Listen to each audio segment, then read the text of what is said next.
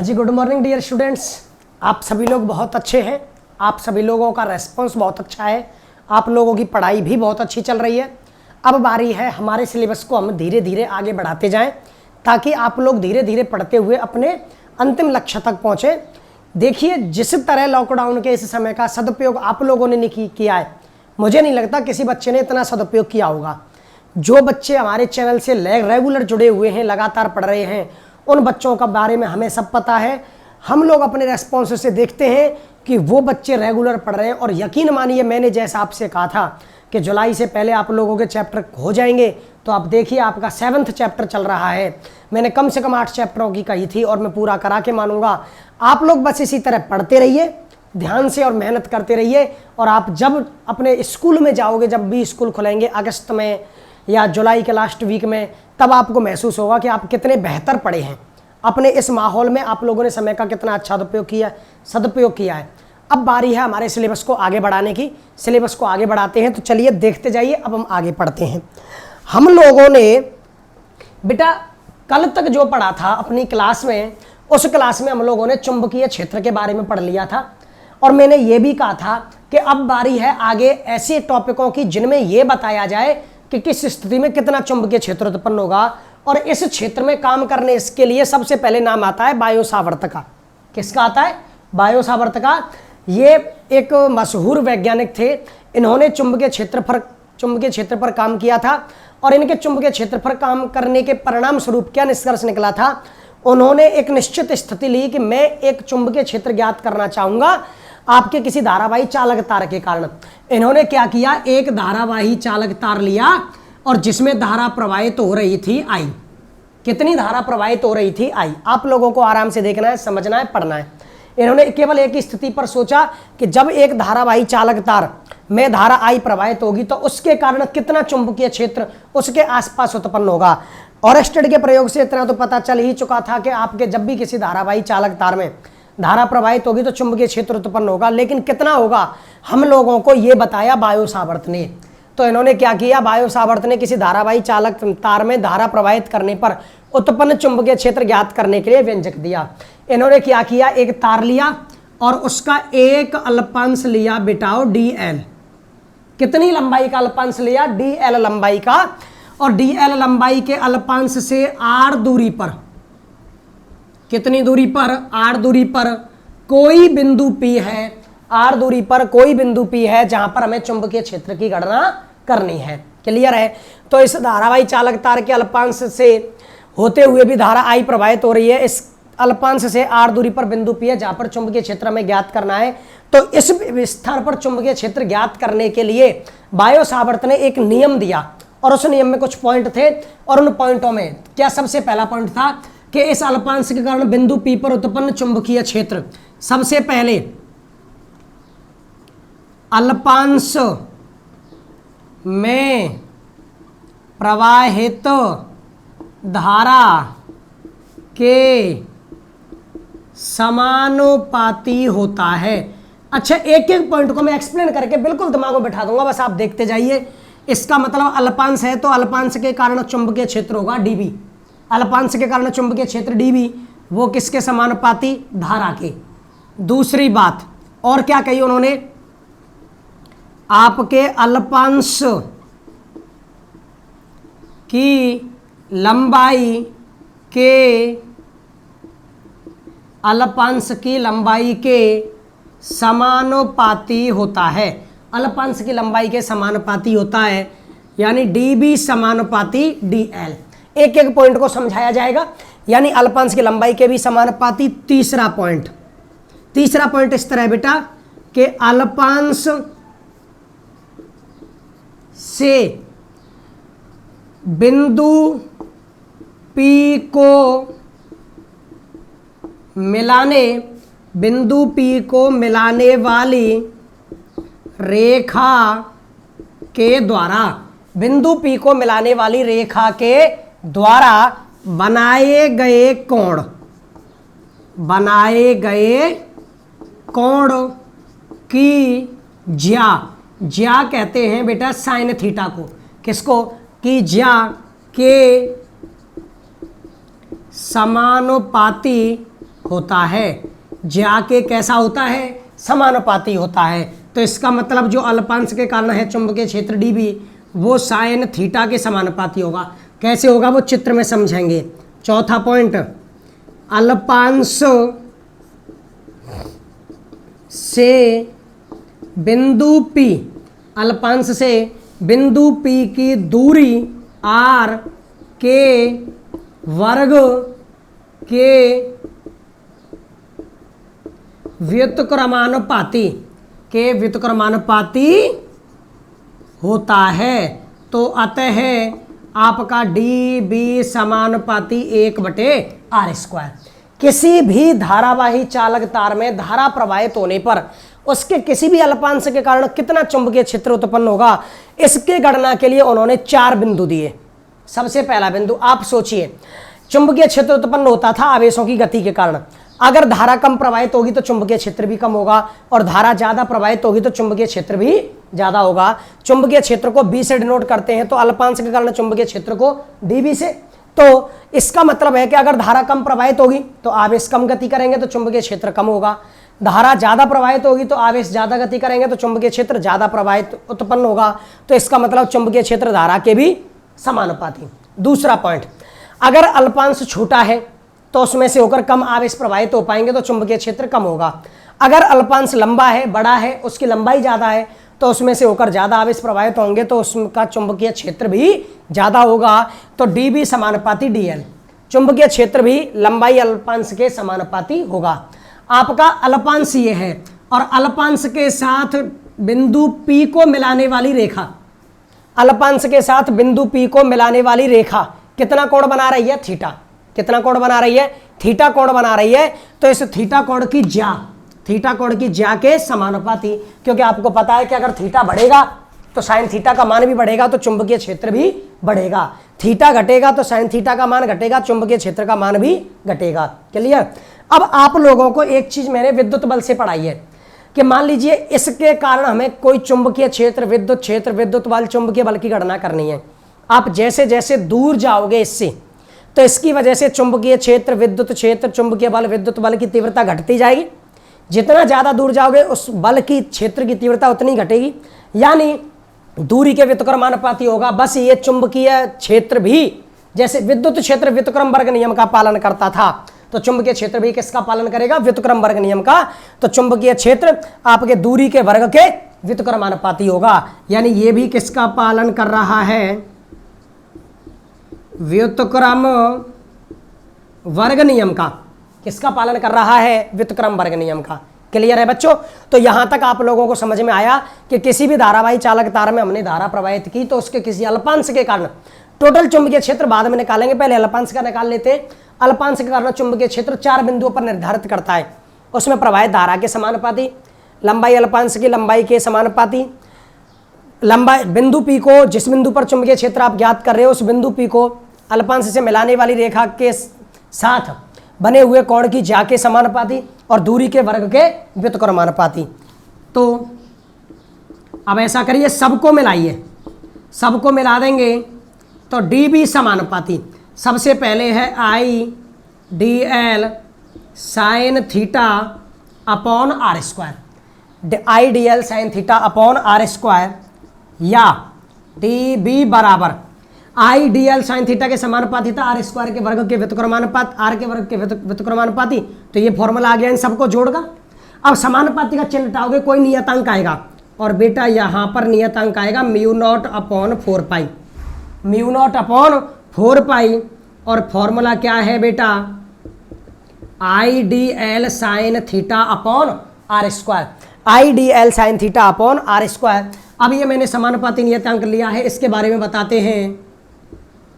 जहां μ0 अपॉन 4π एक समानुपाती नियतांक है।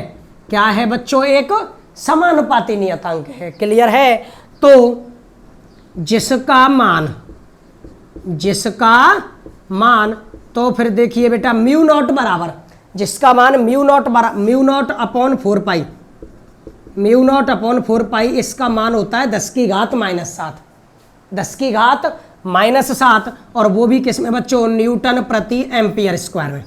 न्यूटन प्रति एम्पियर स्क्वायर में ये इस म्यू नॉट अपॉन 4 पाई का मान होता है। और जहां आपका म्यू नॉट कौन है, आपको एप्सिलॉन नॉट याद है, एप्सिलॉन नॉट निर्वात की विद्युतशीलता, तो वैसे ही म्यू नॉट क्या होगी, आपके निर्वात की वहां पर थी विद्युतशीलता विद्युत क्षेत्र के लिए, तो चुंबकीय क्षेत्र के लिए क्या होगी, चुंबकशीलता। तो निर्वात की चुंबकशीलता है, निर्वात की क्या है, चुंबकशीलता है। तो आप बताइए म्यू नॉट का मान क्या हुआ, म्यू नॉट का मान निकालोगे 4 पाई का गुणा हो जाएगा, 4 pi into 10⁻⁻7, 4 pi into 10⁻⁻7 newton प्रति ampere square, 4 pi into 10⁻⁻7 newton प्रति एम्पियर स्क्वायर।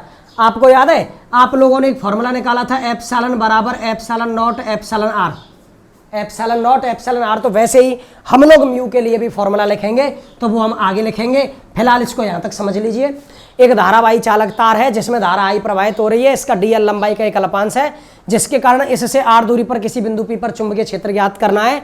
तो वो चुंबकीय क्षेत्र धारा प्रवाह के समानुपाती, अल्पांश की लंबाई के भी समानुपाती, अल्पांश के द्वारा बिंदु पी को मिलाने वाली रेखा के बीच में जो कोण बनता है उसकी ज्या के समानुपाती, और दूरी के वर्ग के व्युत्क्रमानुपाती। सबको मिलाया तो ideal sine theta upon are square, समानुपाती का चिन्ह हटाया, नियतांक आ गया mu naught upon 4 pi. Mu naught upon 4 pi एक समानुपाती नियतांक है जिसका मान होता है 10⁻⁻7। और म्यू नॉट है बेटा निर्वात की चुंबकशीलता, निर्वात की चुंबकशीलता जिसका मान है बेटा 4 pi into 10⁻⁻7, 4 pi into 10⁻⁻7। Is that clear? यहां तक आप लोगों को अच्छी तरह क्लियर हो गया होगा। तो आपको इसे यहां से और यहां तक नोट करना है, फिर मैं आगे बढ़ता हूं, तो फटाफट से नोट कीजिए बच्चों। चलो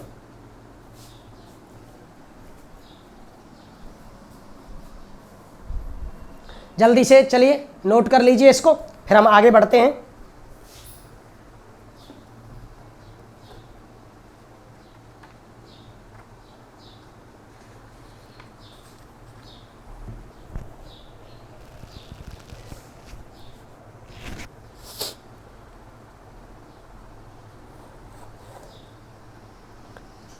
चलिए अब आप लोगों ने नोट कर लिया है, और नहीं किया है तो वीडियो पॉज करके आप नोट कर लीजिएगा। अब हम इस फॉर्मूले को आगे बढ़ाते हैं। ये सारा कुछ मैं मिटा रहा हूं, देखिए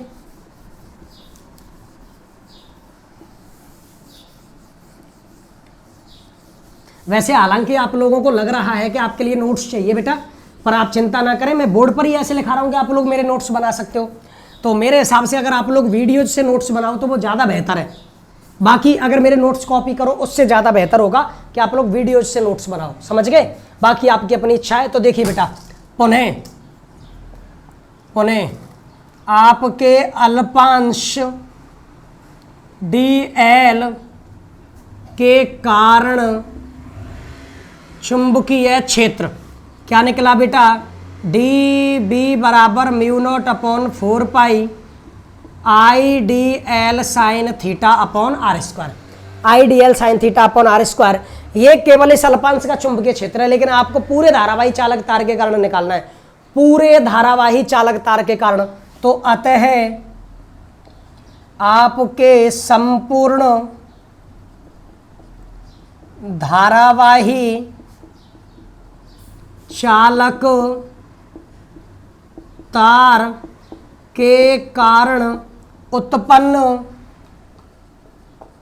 चुंबकीय क्षेत्र, धारावाही चालक तार के कारण चुंबकीय क्षेत्र, आपको टोटल बी निकालना है। तो आप ही बताइए, आप लोगों को नहीं पता कि इसमें ऐसे कितने अल्पांश होंगे, तो समाकलन करोगे।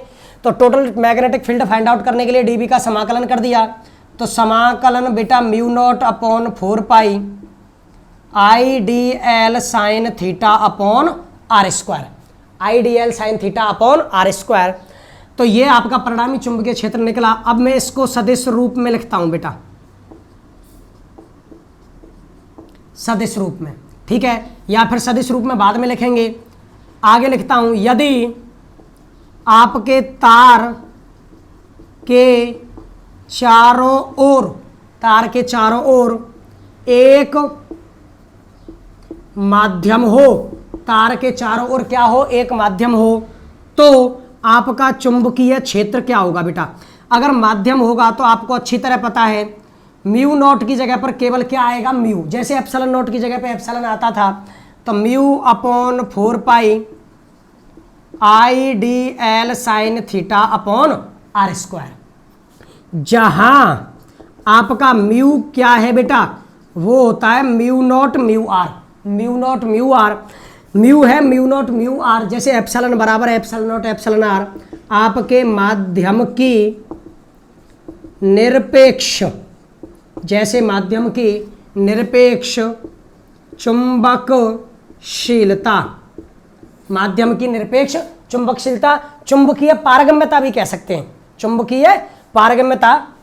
तो देखिए वह यहाँ पर म्यू आर कौन होगा, म्यू आर बराबर होगा म्यू बटे mu naught.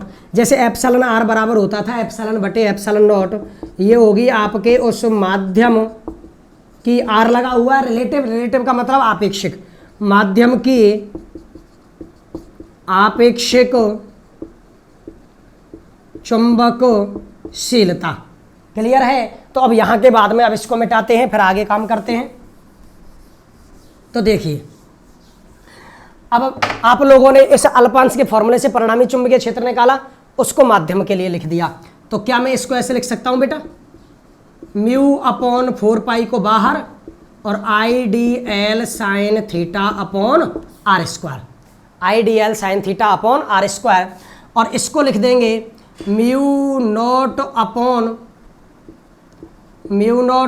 4 pi I D L sine theta upon are square. Clear है बेटा? ये फॉर्मूला लिख दिया और ये भी फॉर्मूला लिख दिया। अब आगे हम लिखते हैं सदिश रूप में। किस रूप में?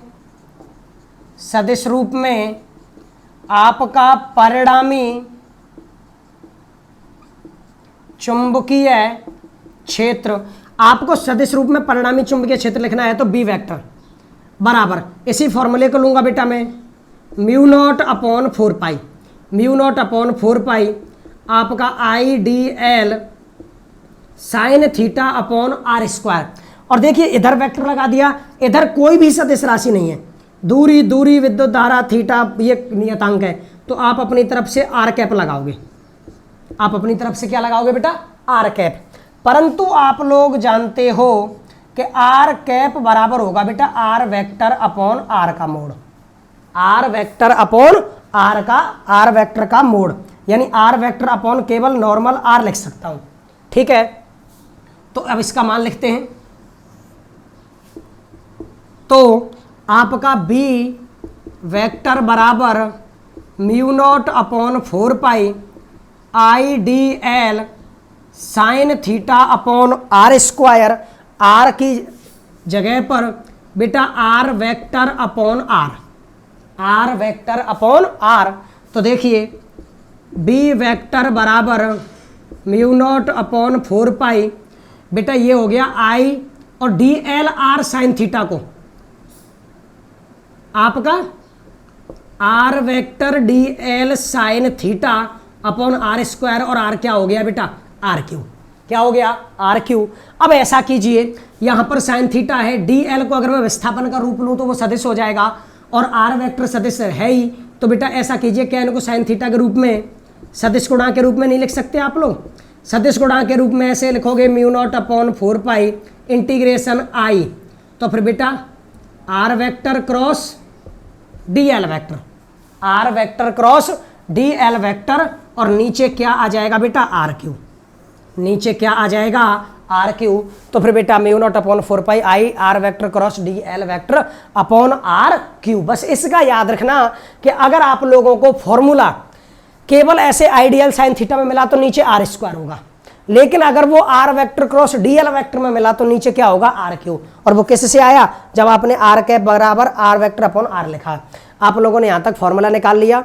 अब म्यू है बेटा माध्यम की निरपेक्ष चुंबकशीलता म्यू नॉट म्यू आर, और म्यू आर है बेटा mu naught upon mu naught माध्यम की आपेक्षिक चुंबकशीलता।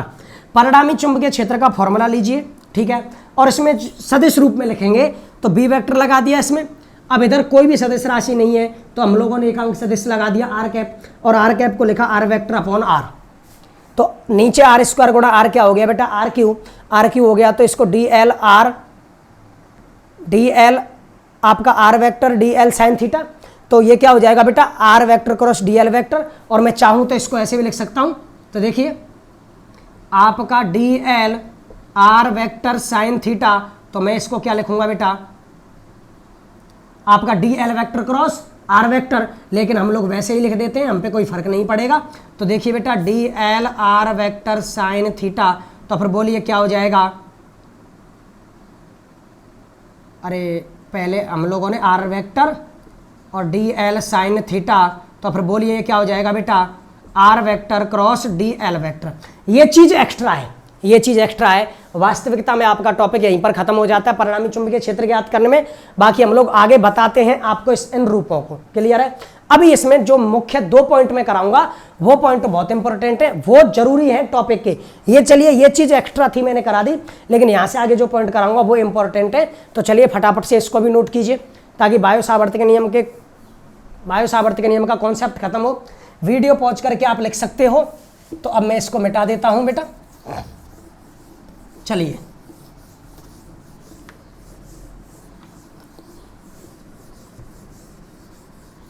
देखिए, अब सबसे पहला पॉइंट,